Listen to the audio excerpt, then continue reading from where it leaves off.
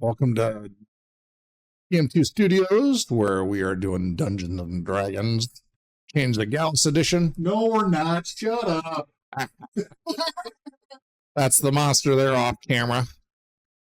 So, yeah. This is how we play. There he is. Hello. Sticking his tongue at you. He's going to cut that out. Sorry, he cut that out on you guys. So, this is how we play Dungeons and Dragons. We're just going to run the recording. We may even swear. So, who the fuck knows? Yeah, no particular stream method, no big commercials or anything like that. If you like us, subscribe to our YouTube channel. We appreciate it. Other than that, grab your popcorn, sit down, hang out, and yeah, watch a bunch of nerds play some D&D.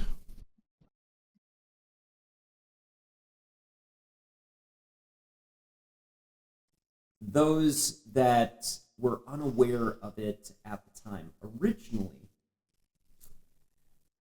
the tower is surrounded by a collection of mountains that tower, so to speak, loom quite spectacularly over the valley that this tower is in.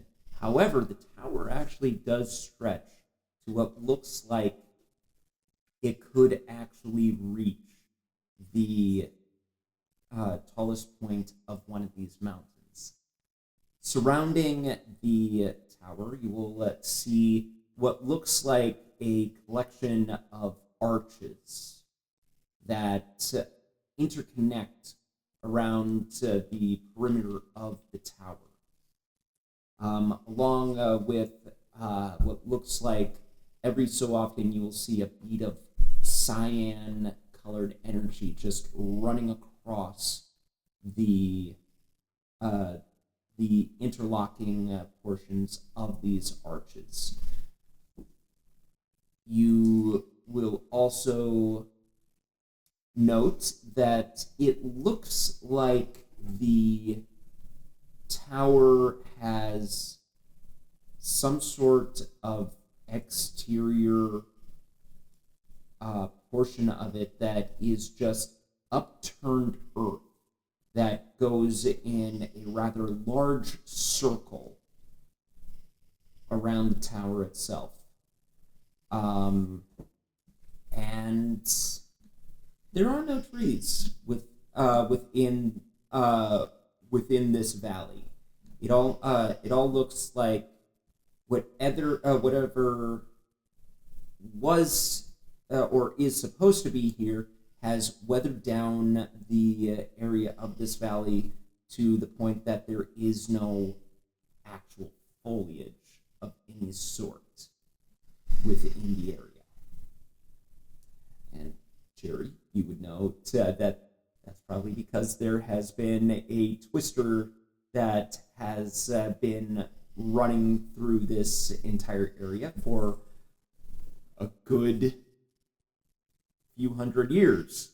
Yep. So it's the fact that there is anything living within this area is pretty much a master work in itself, but it is completely barren for the most part.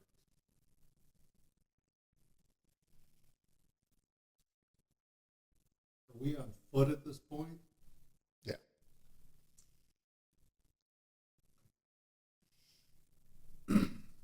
Although I thought we were going to go back into the... Rest, didn't we? Yes. Yeah, we got a couple long rests in there. Go through my spells.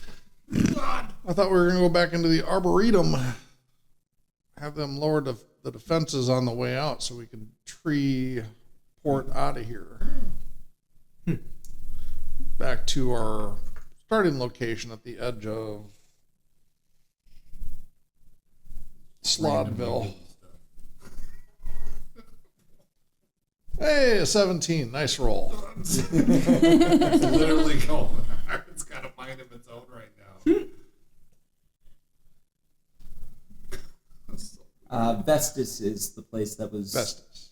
infested by Slod. Vestus had the Infestus. Yes, the Infestus. So are we trees striding, or what are we doing here? Yeah, and then we're gonna hook back up and catch a boat or something on the way out of Vestus. Because Let's do it. All right. That's the way we need to go. Let's do that. All right. So spend the spell slot for the travel via trees. that's what your 5th level spell, Ashley. I think so.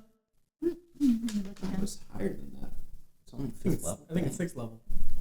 Or is that Actually, your 6th level slot? Yes, up, not to the side. Finger. 6th level. 6th level. Okay. Yep. Transport. So burn your one and only 6th level spell slot. At least for You don't It's get two only until like for level now. There are- 17 there or are 18 or worse. something like that. there are worse things to spend on. Okay, It's done. convenient. Transport via Lance. Okay. So you head back to Vestus. So here, and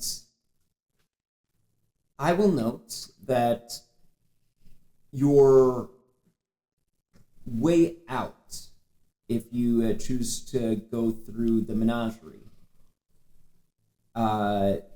is actually a pretty easygoing experience. The only thing that you actually feel when you leave is this sudden kind of like turbulent feeling going through the ley lines as you actually leave the protective barrier of the tower. But you return to the outskirts of Vestus.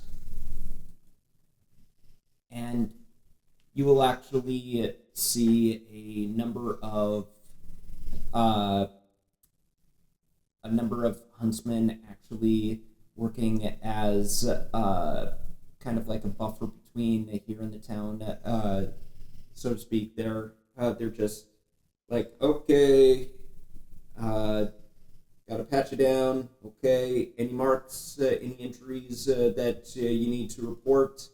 Any unusual fruit or vegetation that you need to us to look at before entering our city? Nope. Okay, moving on. That kind of thing. So it takes you a while to get through, but eventually you're back into the town of Vestus, and it's only been a few days since the Slod situation has been resolved, but you can see a number more people throughout the markets as they go back and forth, haggling and actually investing in the wares of the marketplace. And you'll even see a good number of fisher boats coming in and out, and a few mercantile boats stopping in as well. It seems that the town is coming back to life. Slowly, but with easy steps going forward. Now you make your way through the bustling of the marketplace and can easily get to the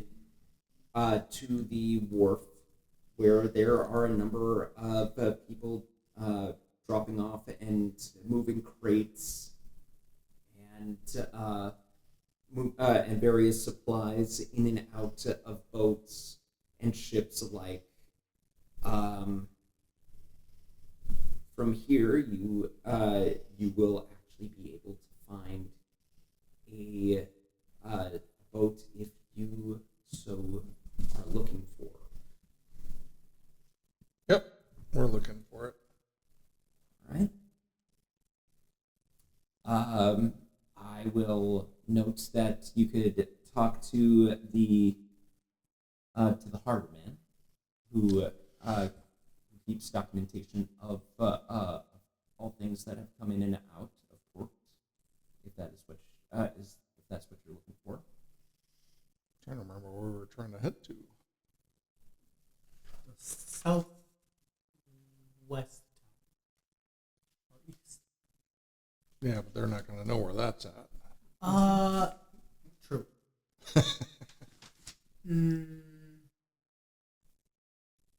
Different continent.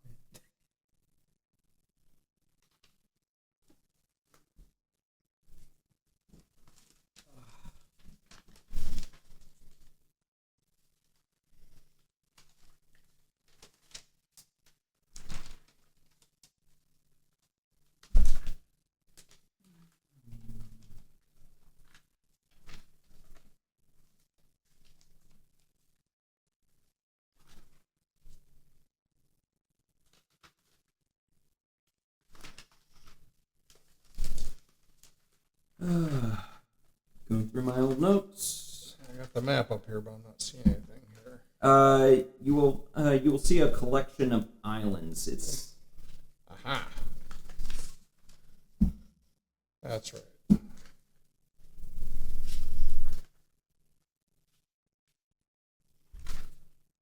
And that's the one without the Ions. stones. yes. So then, yeah. All right. Go up, talk to the boatmaster. Looking for a ship to take us out east to the Eastern Islands. The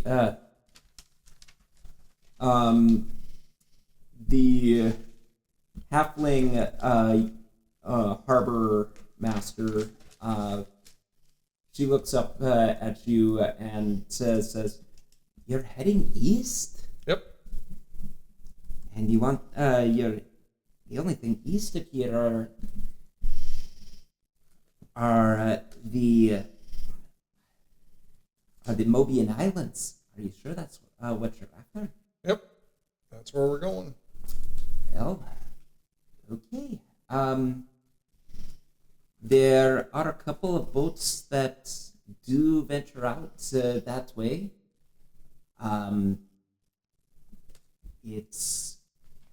There are a number of privateers in the area that tend to head out that way. So you're probably going to need someone that can handle not only the treacherous waters, but also the unusual things that are bound to be out there. I'd recommend the nosebleed, but we haven't seen it in port for a good number of weeks. Is it overdue? Oh, quite overdue. There was supposedly an expedition going out there. Some sort of bigwig wanted to search for something out there, but it ended up going missing. Bless you, sweetie. Thank you. The fierce Fey Lily does tend to go out that way. If you're okay with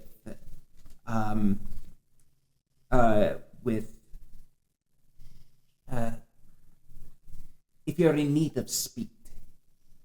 Otherwise, I'd recommend possibly taking the diagonal path.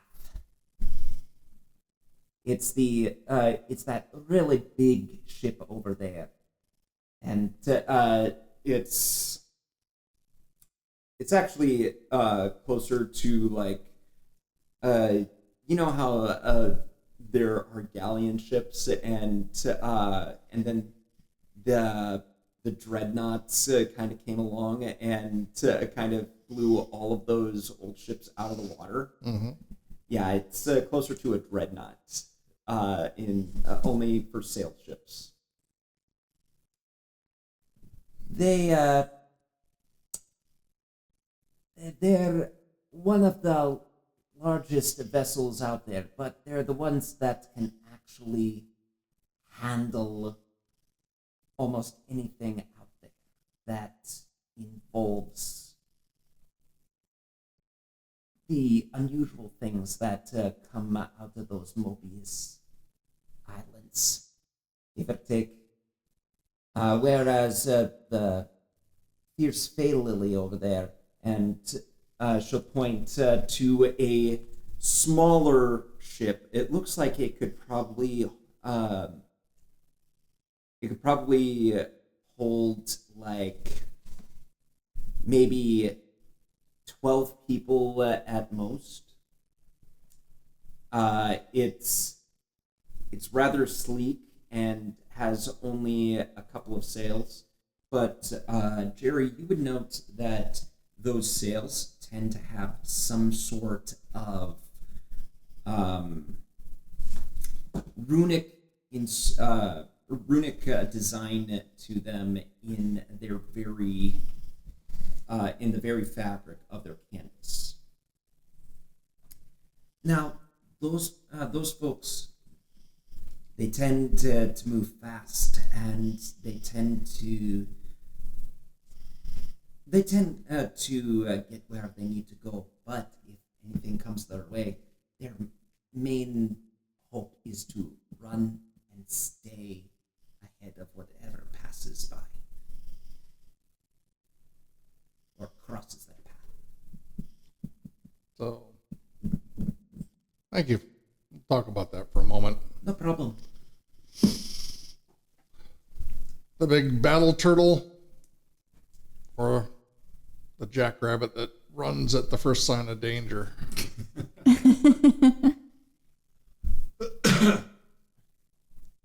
Well, I mean, there's pros and cons to both. There I mean, are. the big battle turtle, I mean, you can pretty much face anything without too much concern, but, you know, if speed is our objective, I think we know what we need to do. All right. The Fey Lily it is. All right. I do know that the Fierce Fey Lily is run by a individual by the name of Roberts.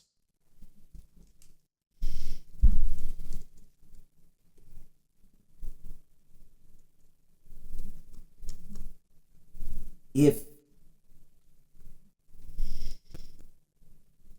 you're how to put this, Roberts is a unique individual. He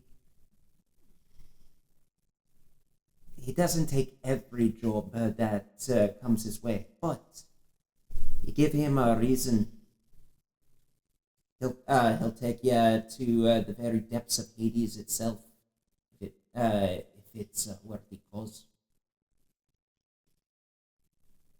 Right on.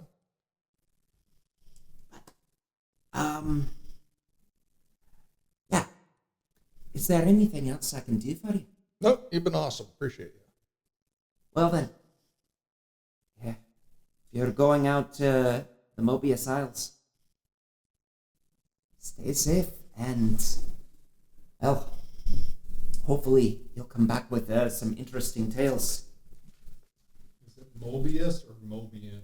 Mobius. Mobian Excuse me, that's that's me trying to get into character as well. Yeah, going to the Mobian Islands. The Mobius Islands. The The the Isles. Oh, Next thing you know, I've got a character that has a speech impediment. You're going to the mountains. All right.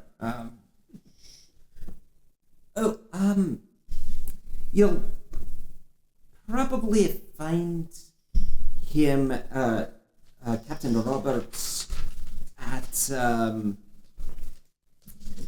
where was it?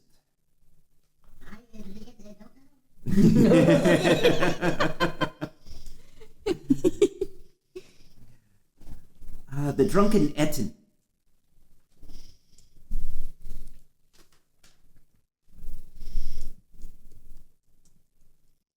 Drunken what? Etten. Ettin.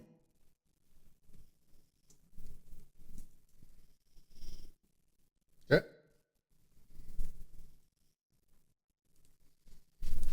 That's probably the best place. They usually stay around that establishment.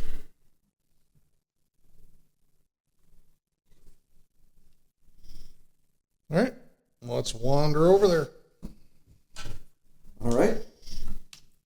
So you'll travel just a few blocks before you find and it takes you a little bit of time being directed by other people through the winding streets.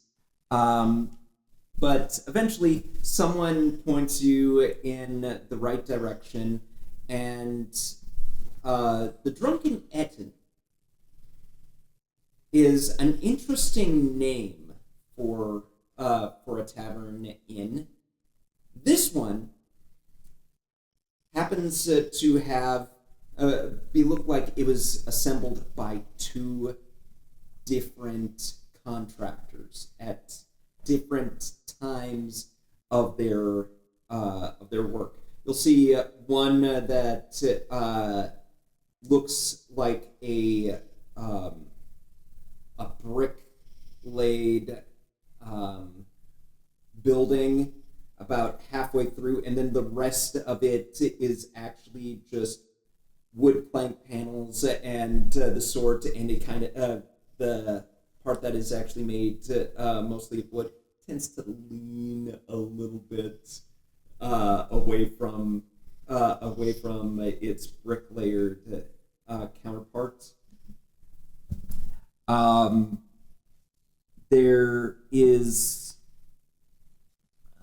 There's an opening and it's kind of a swing door entryway. You walk in and you'll actually see why it is half brick and half wood. It looks like the establishment was originally a brick building that had been demolished through some sort of happenstance of time, and due to it passing hands, they went with the cheap route of keeping the old establishment and just building off of the new one, but choosing to use wood rather than brick to keep to actually form the building itself. And thus, the establishment was known as the Etten, the giant with two heads. And the Drunken Etten at that. This is actually all written down on a display piece right next to the entryway. And inside you'll see a whole bunch of tables just across the area, leading up to parts, leading to stairs on the far end, with a collection of rooms of various different stylings. On the left, you'll see more elaborate looking establishments, and then on the far right, it's almost like going to a Western saloon kind of rooms. There is a bar, a rather immaculate looking bar, but then as soon as you travel to the right, there is a well-worn stage with a collection of tables. It looks like you can have dinner and a show here, along with anything else that the bar can provide. It's rather festive for the most part, being early morning. You get the feeling that the party does not end here at the Drunken Inn. It just continues to going and rises and falls with its energy. There is a piano in the corner, currently unmanned, and it about half the tables are currently being used at this moment, so you can easily find a place to sit. Now, if you'll excuse me 1 sec, I just needed to I need to blow my nose off camera here. Yeah, no worries, man.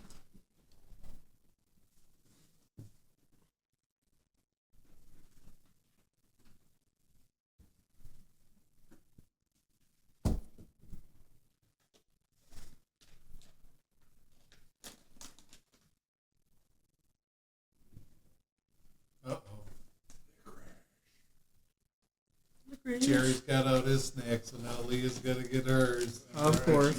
Jelly. All right.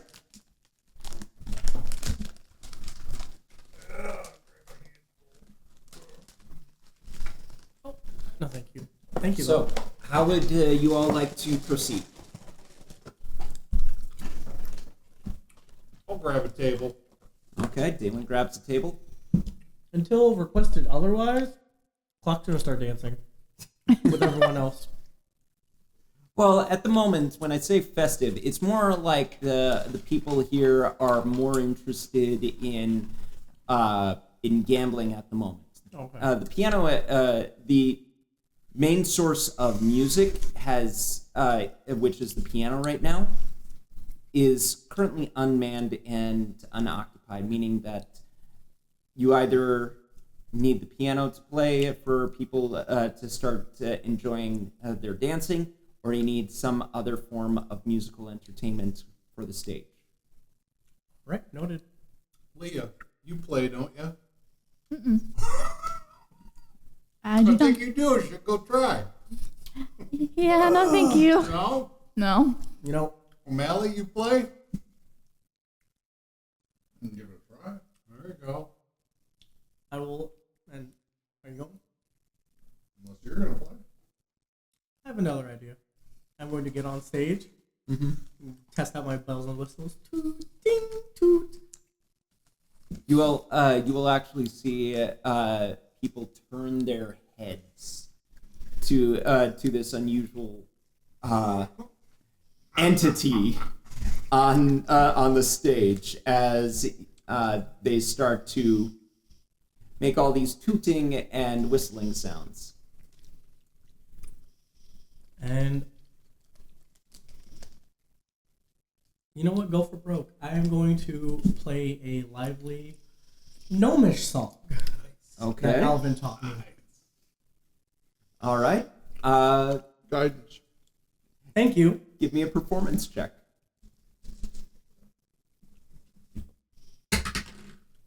Ooh, that's good. I'm still gonna take the guidance though, Sure. because we're just going overboard at this point. Oh, that's good. That is a dirty 20. 13 to 5.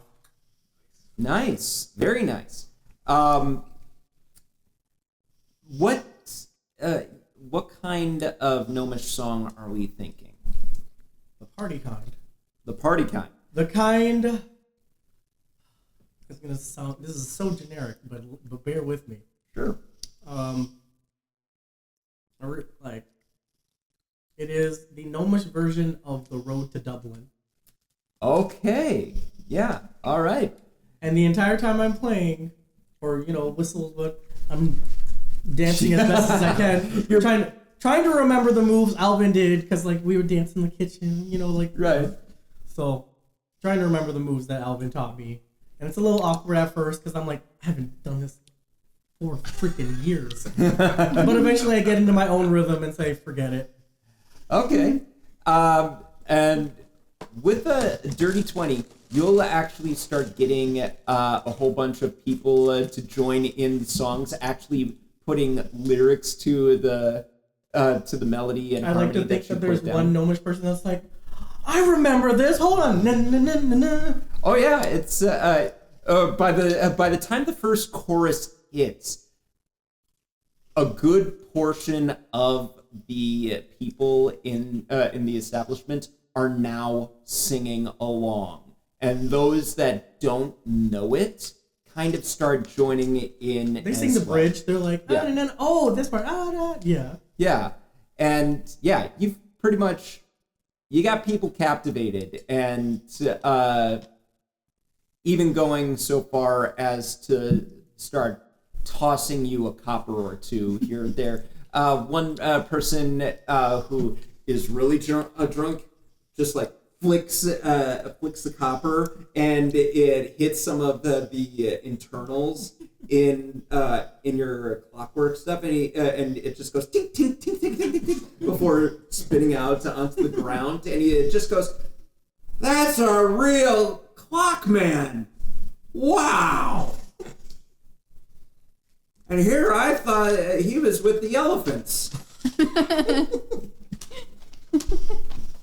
And so now you got people going. Jerry, was there something that you wanted to do as well?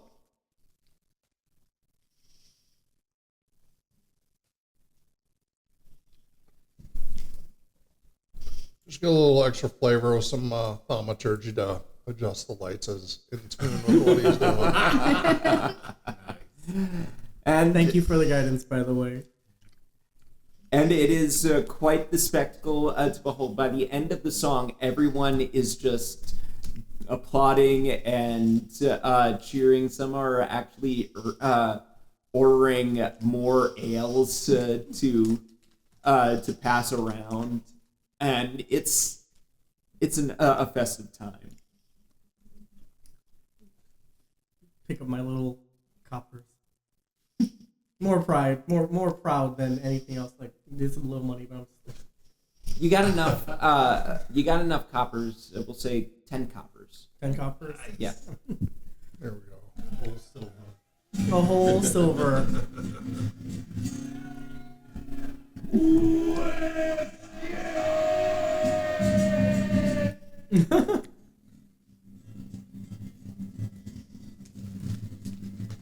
This is clock.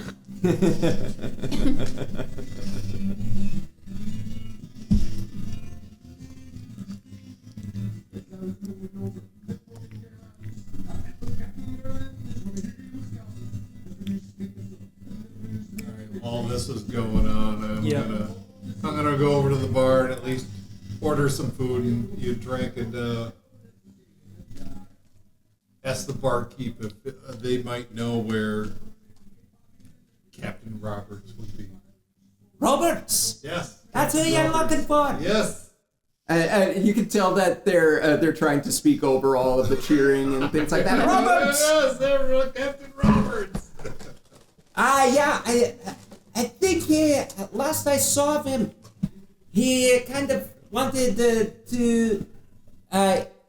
He had kind of gotten a little rowdy and rough around the edges. I saw him go out back for a piss about 2 hours ago. Uh-oh. But I haven't seen him since. All right. Well, good to know. We'll eventually go look for him, but in the meantime, some ales, Hey. some food. And you'll actually see have them start passing you some ales out. Fantastic. And for food, it's more along the lines of like they've got salted nuts and various Tavern food. yeah tavern food meant to make you want to drink more. Just hot wings and fries everywhere. Yeah, exactly. Exactly. Great. So, All this transport via plants makes a guy hungry. all of a sudden, you just find, like, you cough up, and here's a mushroom that just, like, what the heck? But, Hey, it's a good spell if you want to get somewhere fast and don't feel like walking. that is true. I just have so much fun with transportation via plants. It's like, okay, so it just opens up and you go through. How do these trees know each other? Is there some sort of network or something like that? And then how do you teleport? Do you teleport through the air or through the ground? And I like coming up with ways that you can actually play with that. Mm-hmm. It's fun. So you get your food, you get your ale. There's a party going on. I don't know who's at the table. Clock, you still up dancing? Not through the song, at least. And then when the song ends, Sure. dun, do a little bit. Jerry's at the table. He's just kind of doing his little hand wavy thing every once in a while to keep the lights moving. I'm at the table. So the barkeep says that Captain Roberts went out back to take a piss a couple hours ago, hasn't seen him since. So he's not here now, but... Well, I suppose it's time to Eat. hunt down. Well, yeah. I suppose we can eat real quick and then continue the search. Go check, find, see. He might be passed out back there. Who knows? I was gonna say, do you think he like maybe passed out during his piss or something? Right? Had too much to drink or something? That tends to happen from time to time. Mm-hmm.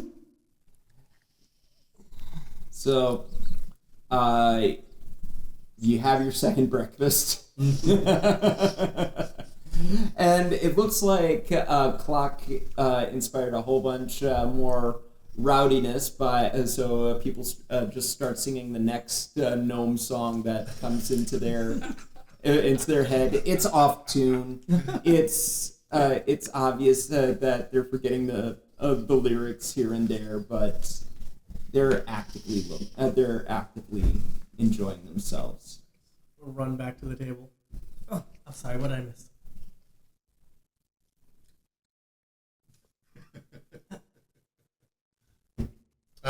We found out that Captain Roberts went out back to take a piss a couple hours ago. They haven't seen him since, so he might still be out back there. But finish up eating and then we'll go look for him. I'm good.